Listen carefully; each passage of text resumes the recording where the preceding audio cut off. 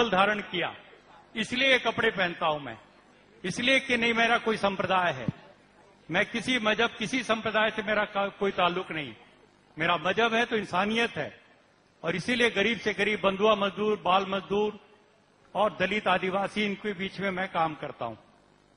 लेकिन मैं इसके अलावा एक बात और कहना चाहता हूं कि हम गॉड की बात एक तरफ रख करके यदि हम अपने ऊपर जिम्मेदारी लें, यदि बहस को किसी मुकाम पर पहुंचाना है, तो आइए हम और आप सब अहद करें, कसम खाएं, संकल्प लें कि इस दुनिया में जितनी भी डिस्क्रिमिनेशन हो रही, इनजस्टिस, इतनी वायलेंस हो रही है, वो कोई भी उसका कारण हो, हम उसको मिटाएंगे। जहां तक मैं देखता हूं, सूरज की धूप जो परमात्मा की बनाई हुई, वो कभी गरीब अमीर के बीच में, काले गोरे के बीच में, बेटा बेटी के बीच में, हिंदू मुसलमान के बीच में कोई भेदभाव नहीं करती। जिस हवा में हम सांस लेते हैं, वह इंसान और इंसान के बीच में कोई भेदभाव नहीं है। आओ हम इन दीवारों को तोड़ें। ये नकली दीवारें इंसानों ने गढ़ करके बनाई हैं, जन्म के आधार पर ऊंच नीच, जात पात की बीमारी, और एक नई दुनिया बनाएं जिसमें हर इंसान एक इंसान की हैसियत रखेगा, और वो परमात्मा ने जिस तरह से उसको बराबरी का दर्जा दिया है, उसको हम हासिल करें। एक नया समाज बनाना है तो हमें दुष्यंत कुमार के शब्दों में कहना चाहिए, और आग की जरूरत बताता हूं, सिर्फ हंगामा खड़ा करना मेरा मकसद नहीं, मेरी कोशिश है कि ये सूरत बदलनी चाहिए, और मेरे दिल में ना सही तो तेरे दिल में ही सही, हो कहीं भी आग, लेकिन आग जलनी चाहिए। ये है आग जो जलेगी और सारे पाखंड को भस्म करके दम लेगी।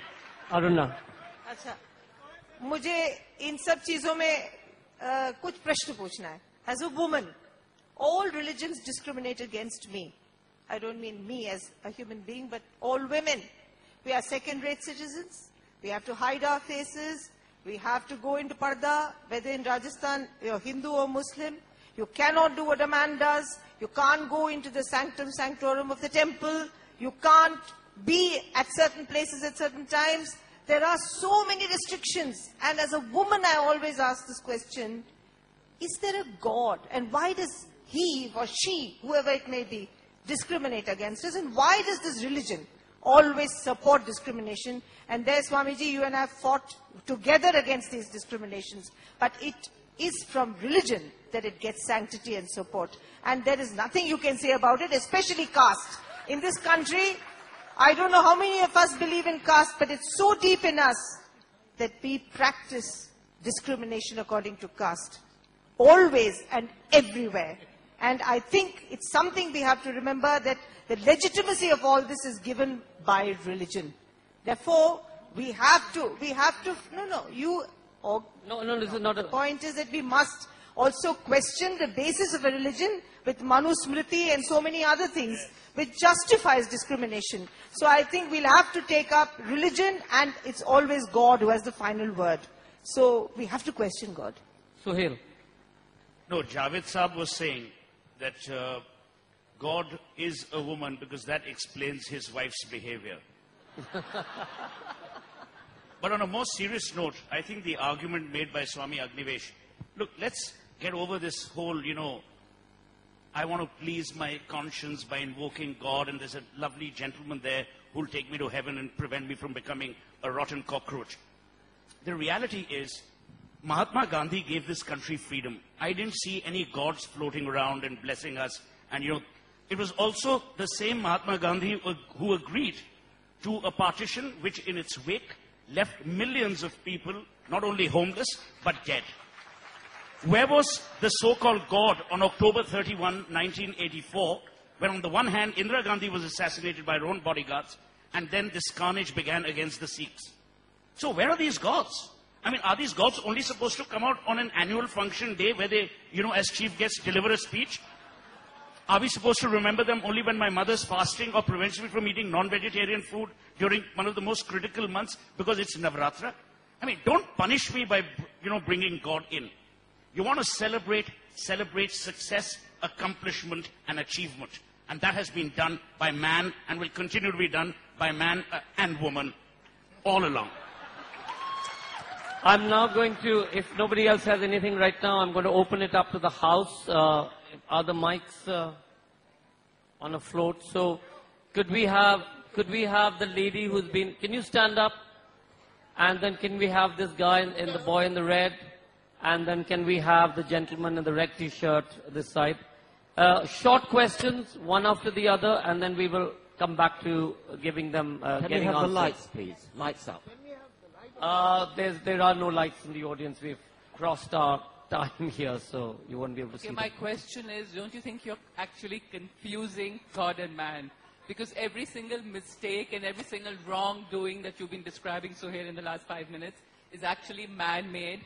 Every problem, religion, politics, society is created by man, not by God. When I hear the magic and eloquence of Javed Saab's words, when I hear the genius and the intellect of Sir Dawkins' words, and when I hear the passion and the integrity of Arunaji's words, I know there is a God greater than any man and greater than any man will ever be. Swamiji, you said that God is truth, love, justice, and it pervades the whole universe. So, where is justice in a bright, healthy star collapsing into a singularity, thereby swallowing nearby celestial bodies, and by nearby I mean 1,000,000 kilometers? Where is the justice? Okay, thanks. The gentleman in the red t-shirt here. Yeah, yes. My question to this august house, very respectful submission is, when we are saying that there is no God or man has replaced God, can't we be deliberating upon what are the possible ways of knowing which we do not yet know, rather than saying that there is no way of knowing the most important notion of mankind? And would that not make metaphysics impossible? Would that not be ethically disastrous? And would not that be spiritually hopeless for mankind? I hope you all are writing down whatever part questions you're getting, and I'll come back to you. Hi, my name is Supreet and I'm an atheist. I would like the panel to comment on the fact that what's an adequate replacement to all the good things that I can get out of religion. Should I repeat that? What's an adequate replacement for all the good things I can get out of religion as an atheist? Thank you. Okay, let's just get some answers for these few questions, and then I'll go back again. Those of you at the back who want to answer a question, can I ask you to come up because I can't see you? So come up into the corridor. Anybody wants to answer any of the questions that have come up? No, the atheists have decided that all the questions that they have to answer will be answered by Professor Dawkins. So Richard, you want to? Anybody wants to pick up any of what's been said? The last question, which had metaphysics, I didn't understand. So, if No, a part of it I have understood, I'll talk about it. Thank you. You know, let me tell you, you talk of that if there won't be religion, what will happen to morality, what will happen to ethics. I don't know what is your definition of ethics. I promise you, you take 2 copies of world map, mark the places in the world and within the country also, where there is more religion. Then put that map aside, take the other copy, and mark the places where there is repression, where there is lack of human rights, where women are suppressed, where injustice, where there is exploitation. Believe you me, they'll be carbon copies of each other.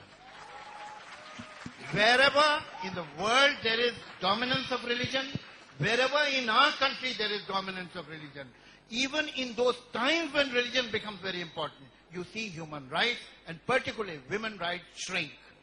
So, fact is that if some people are good in spite of being religious, I have great respect for them. I mean, it's a great handicap to be a good person in spite of being religious. So I have great respect. It is easier for an atheist to be good, because everybody has a limitation of nobility. You have a quota. Some people use that quota in praying. I have to feed people, I have to help people because I don't pray. What do I do to feel noble? I have to do something good at. That's the thing. Let's go back and take some questions. So, at the back, the gentleman, you're with the mic, ask yours. Not you, the gentleman who's got the mic. Okay, so Hold my on. question is to all those people who said that man is God and truth is God. are those gods who are throwing inks and shoes and slippers and whatever the shit be on each other? So is that a war between God? Because we as a youth are making fun of both of the sides or both of the gods who are doing all these silly things. What's your take on that? God, are these those people gods? There's a girl, in the black who's been waving. Yeah, just stand. Do you have a mic? Can you get a mic? Can you get the mic from him? Excuse me, can you give the lady the mic? Can you give the lady, that lady the mic? Thank you. Thank you. Thank you for giving me the opportunity. Hold the mic close to you. Now here, I will actually like to answer the question which was put up by the panel to the audience. And this is, as an Indian and as a person who teaches psychology. Okay, the question that Sir Dickens had asked, and I can understand your the question that you are waving and you are enjoying all these speeches which are negating the existence of God. Then why do you believe in God? That is the question. And the answer for this is that actually whenever the circumstances they push us through the wall and we have no answers, like whether it is depression or a cancer patient or things like that, it kinds of cushions our failure, cushions our depression, and not that I believe in this, I am just giving the answer. Thanks. Just hold that. Excuse me, sir. Who's taking the mic? It is very difficult to say, sir, because answer dena question. To begin with, I haven't given you the mic. So can you give it back, please? Thank you. The gentleman at the back, right behind this lady. मैं अभी कोई आपका हक बनता है बोलने के लिए मैं आ जाऊंगा मैंने आपको माइक तो देने के लिए नहीं कहा आप दोनों बैठ जाइए नहीं अच्छा लगता है आप जाइए बाहर Swami ji, you invoke Anil actually I wanted the gentleman behind you not and then I'll come back to you thanks. Well, this is a topic which cannot be summed up in the discussion for moments. I can give you an example of a शायर. इंसान की फितरत में है, इंसान की फितरत में मुभिम सा एक खौफ, उस खौफ का किसी ने खुदा नाम. Anil, take the mic. Anil, I'm coming to you, sir. Swami ji, you invoked Gandhi ji and his experiment with truth. Did you have your experiment